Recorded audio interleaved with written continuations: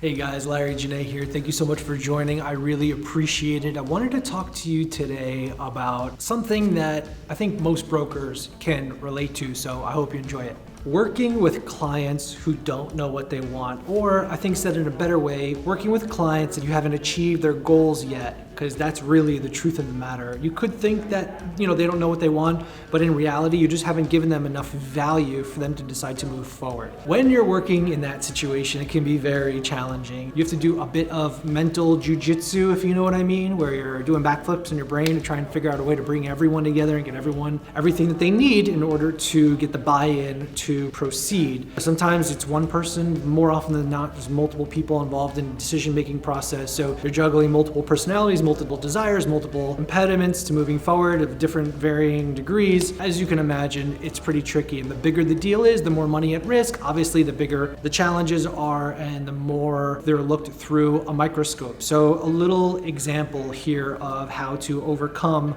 a situation where you haven't given the client enough value to proceed. One thing I really love to do is I ask 1,000 questions. And sometimes I don't ask questions about the deal. I ask questions about their business.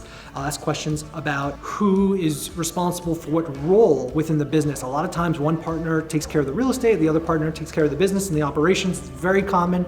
Until you completely understand and get them speaking and have them open up and sharing things that are intimate and important to them, you'll never be able to find out what the impediment is to going forward. I've got a group that's looking to sell a building, and as part of the sale, it was packaged to be a sale leaseback. In this unique scenario in Miami, the client had a big problem with the leaseback. As we started to get into it, they started to realize that they were on the hook for millions of dollars, and it was a big discussion internally, and they decided that the leaseback wouldn't really work for them financially, but it's what enabled us to get the pricing that we needed in order to proceed with the deal. Otherwise, the pricing would have been reduced because they were paying for the cash flow. You get the idea. The way we figured out a way to make it work is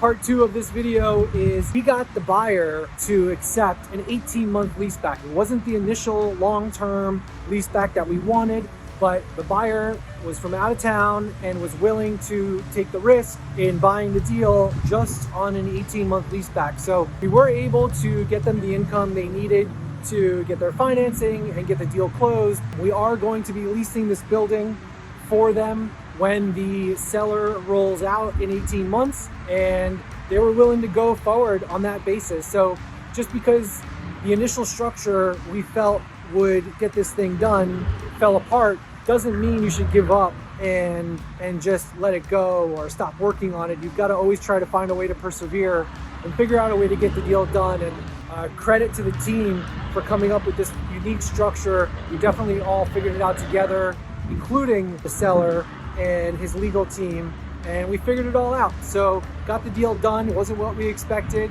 but got the deal done. And just another example of how you need to be creative in these situations. Thanks for watching.